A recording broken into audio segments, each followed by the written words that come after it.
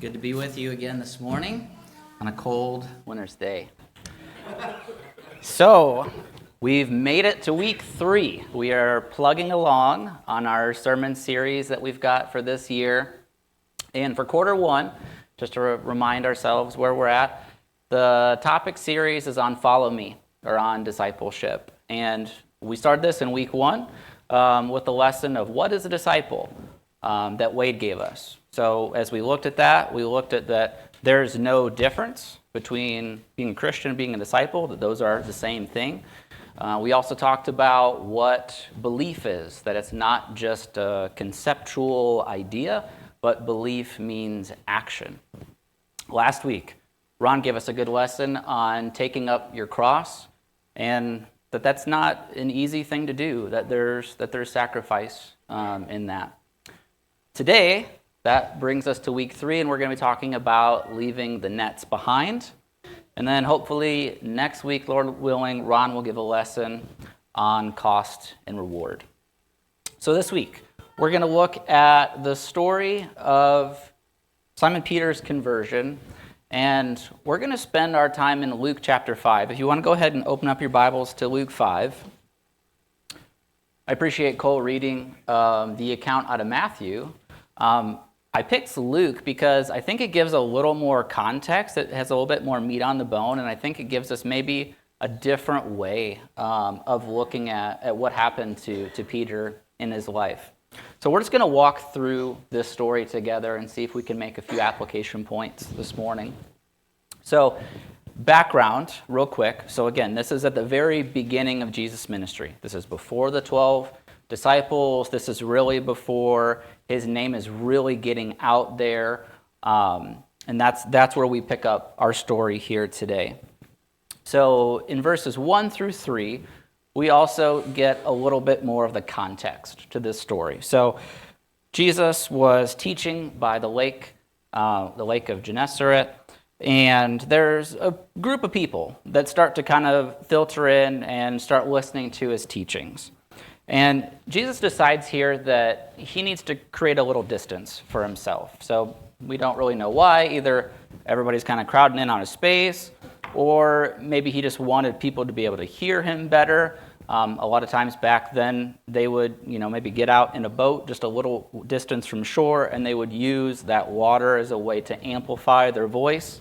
If you've ever called out to somebody while you're on a boat to another boat, it works really well, right? Our sound travels really well over the water. Maybe that's why Jesus wanted to set out a little bit ways. Or maybe it's just because he wanted to set up what was going to happen with Peter here pretty soon.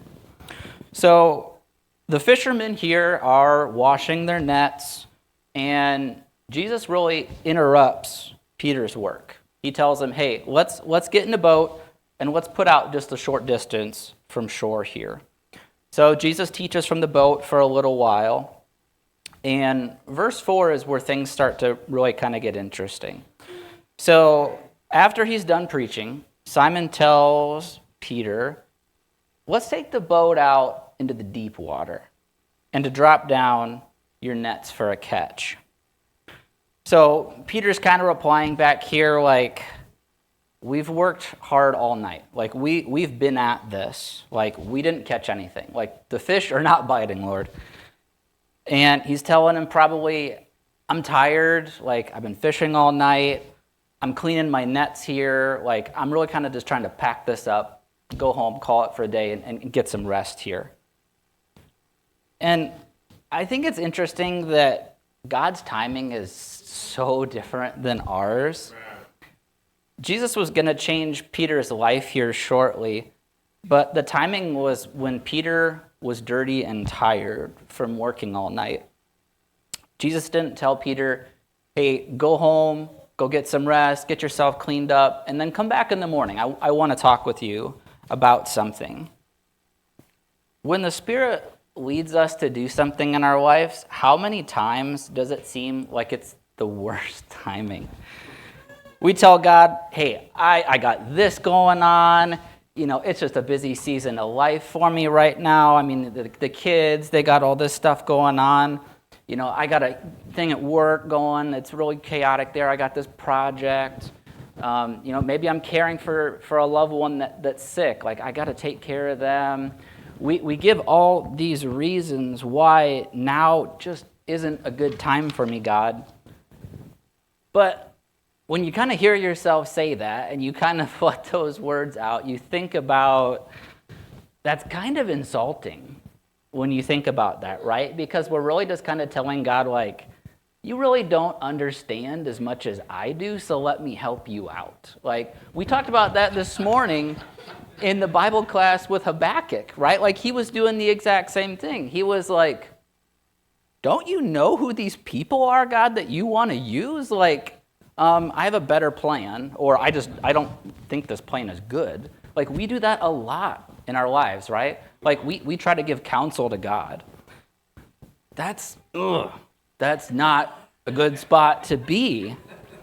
So, a quick timeout on this lesson before we get too far. This lesson today is me writing it to me. This is something that, like, I'm really trying to go through and chew on. So really, I'm just talking to myself here today, and you all get to listen to me. So Jesus chose Peter where he was. And how many times do we feel like that we just have to get things back on track before God can use us? I heard a quote once. This might be a little bit of a hot take, but I do believe that it's scriptural. And it was, you don't need to quit your addiction before you come to God. Amen. Oh, no. You might really be struggling with something right now. You might be going through an alcohol addiction, a drug addiction, sexual addiction, a food disorder, depression, anxiety. You might be going through a lot right now. And you just think, well, I'll kick this and then I'll come to Jesus. But I think this is wrong. I think the scriptures, God uses people right where they are. Yes, sir. I don't know a single story that Jesus tells someone or God tells them, like, hey, you got to get your life right first, or you got to, like, clean yourself up, or you got to stop sinning, you got to be perfect before I can use you. Like, it's like the exact opposite, I feel. He uses people when they're in the middle of a mess. When Jesus asked Peter to get back out and fish, Peter was probably feeling some frustration. I tried, Master, and it didn't work. But it's interesting that Jesus almost needed Peter to fail at fishing to set up what he was going to do next. And I was thinking about this the other day, too. The idea that a mountaintop only exists because there's a mountain bottom or a valley. And maybe that resonates with you a little bit. Like, isn't it really just a matter of our perspective? In life, the good times are viewed as good because we've got a contrast to when we were struggling. God needed Peter to be at a point of weakness, a low, to show him what his efforts got him versus what Jesus' power was. So maybe you're actually at a low point because that's where God needs you to be right now. Not because he's malevolent, but the opposite, but because he's getting ready to bring in a new season of blessings, and he wants you to remember where you came from. In verse 5, Peter finally agrees. He says, "But because you say so, I'll let down the nets." So they get out here, they go further out from shore, they go into the deep, they let all the nets down, and they started catching so much fish, it says, that the net started to break and the boat started to sink. I am not a fisherman. I've actually never gone fishing. But you can imagine, like, how many fish this had to be. I mean, these are professional fishing vessels, and, like, this wasn't just, some little rinky-dink net. Like, this was professional equipment, and it was sinking. It was breaking. That's how many fish they were catching. And in verse 8, when Peter saw all this, it says he fell at Jesus' feet and said, "Go away from me, Lord, for I'm a sinful man." I think it's interesting how we feel like we need to remind God of how bad we are sometimes. Like he doesn't know or something. Peter is saying, like, you don't know who I am. You don't know what I've done. I'm not worthy to be with you. I'm not a great guy. I don't deserve this. When God calls us to do the same thing, don't we kind of say the same thing? Mm-hmm. Like, God, you got the wrong guy. Like, don't you remember who I am? Like, I'm not the right person for this. But think back to Moses. He did the same thing too, right? When you've got the story of the burning bush, and God calls Moses, what did he say to God? He said, "I can't speak. I'm not the orator. That's my brother Aaron. Like, he's the guy you want. God, you got it wrong. You made a mistake. Call him." And God said, "Who made your mouth?" Right? And it's actually kind of interesting when you look at Exodus chapter 4, right after Moses objects to God, it says the Lord's anger burned against Moses. Like, that's a super scary spot to be at, right? Like, I do not need to put myself in that kind of spot. I get in my own enough trouble on my own. Like, I don't need God's anger burn against me. But that's what happened with Moses when he pushed back. And God says, when we say all this to him, when we object, he says, maybe that's exactly why I picked you, so that you don't feel like it's because of your ability when this all works out. I'm on social media a lot, probably more than I should be. My wife can attest to this. And I kind of joke that I think Satan works in the algorithm sometimes.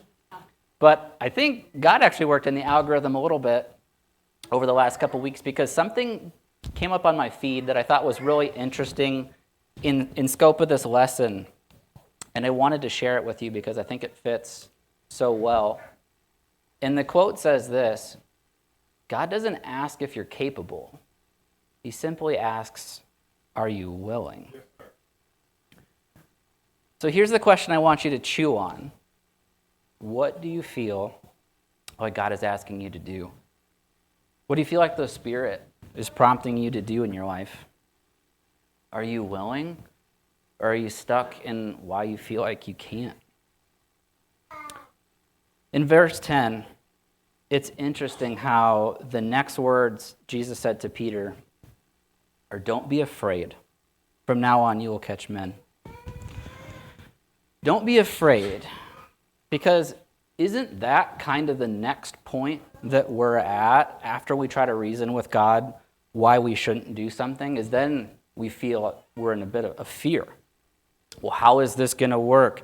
How is it going to turn out? What if it fails? And the thoughts start to race. And God knows. And Jesus said, don't be afraid.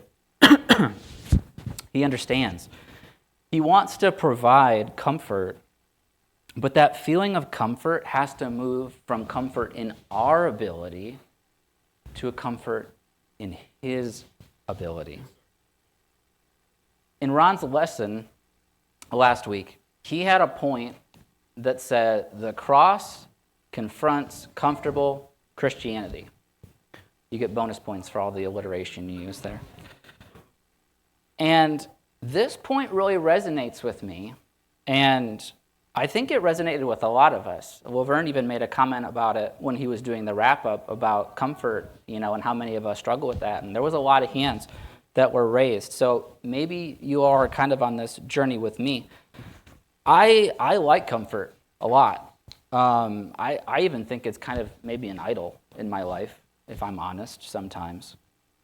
And I want us to think about comfort this way as a visual, that it's kind of like comfort is this big thing that's tied up in a rope, and we're holding on to this comfort.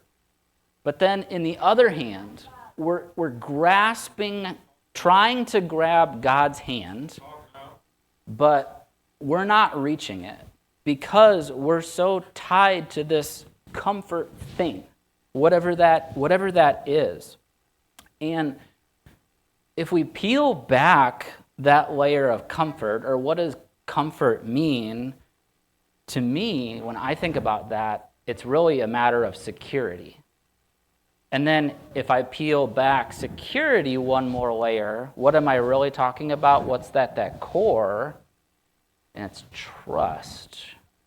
So really, is it a trust issue in God that I'm wrestling with? So verse 11, this is where the title of the lesson comes from today. Where Simon, James, and John, they left everything and they followed him.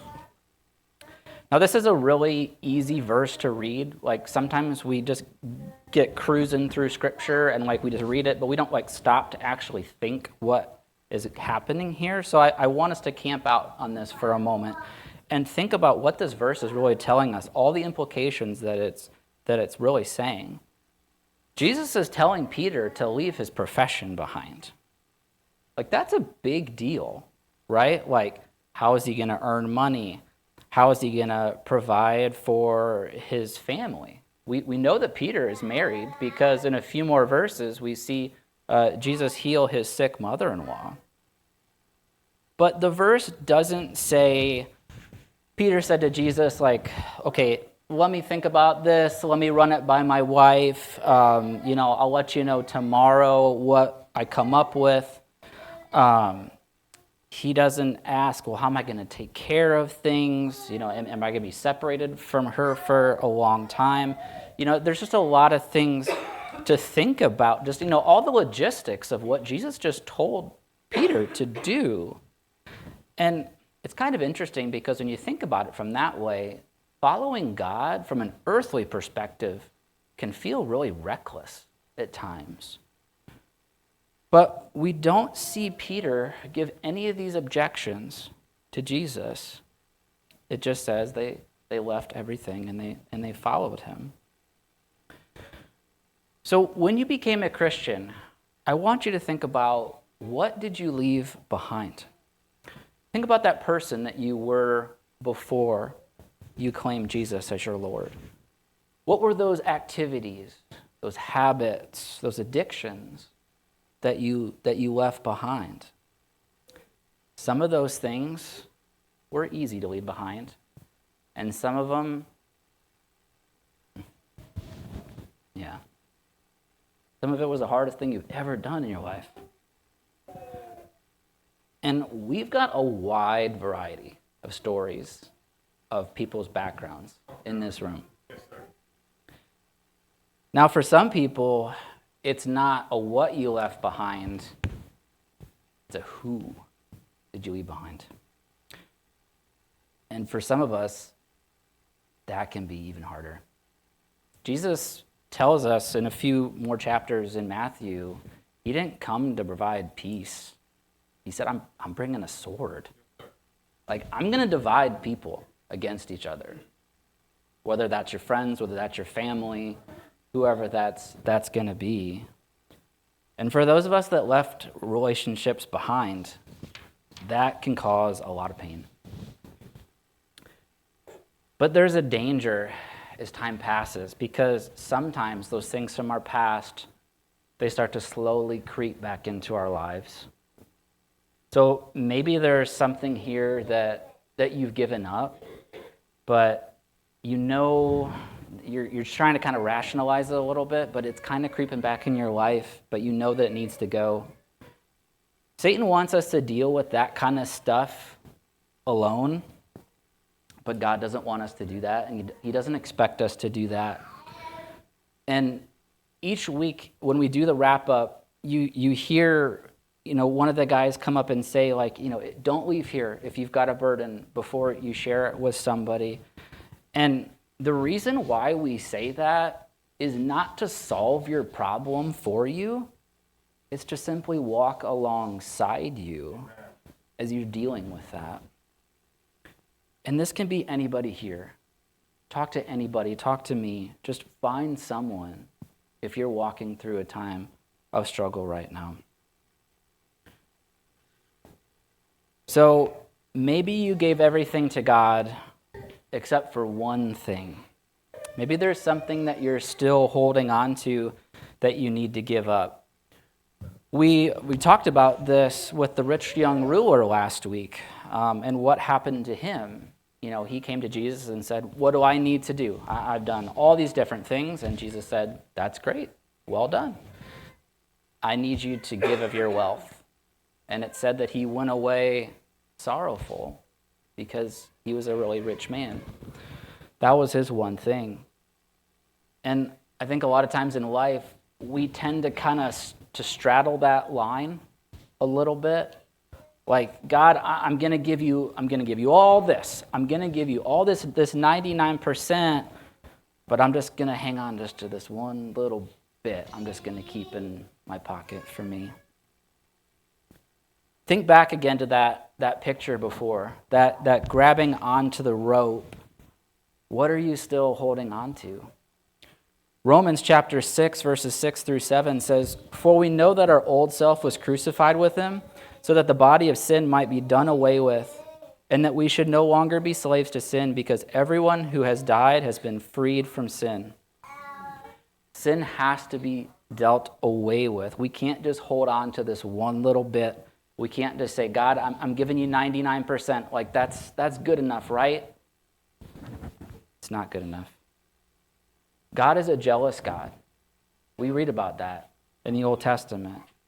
And jealousy is kind of a funny word because I think we kind of view it as like a negative human trait. Like, you know, we teach our kids like not to be jealous. But when God is saying that he's jealous, I think really what he's saying is that I want to be first. And anything else that you have, even if it's that 1%, if that's above me, you're showing me that I'm not first. That he wants our whole heart. It's an all or nothing kind of deal. Now, I know everybody in this room is not a Christian, and it's a decision that should be given a lot of thought and not taken lightly. But I do want to ask you, what are you waiting for? What will it take for you to give him your life? What's holding you back?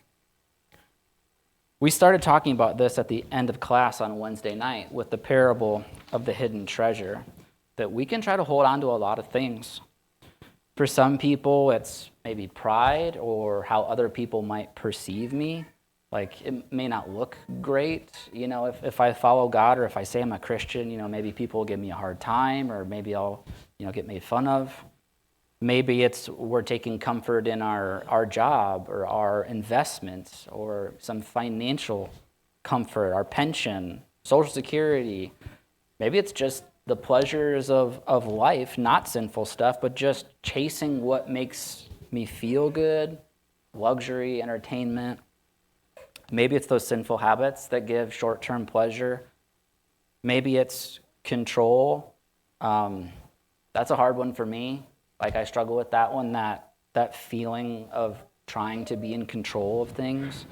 But I think it's kind of like comfort. You peel back that layer, and again, it's really talking about security. So maybe you can relate to that. But we've got to work on letting these things go. And some take time, and some are a process. But when God called Peter, it was a now thing. It's always easier to say, I'll follow God later, I'll work on these issues later, but later never comes. I've checked my calendar. I don't have a date on mine that says later.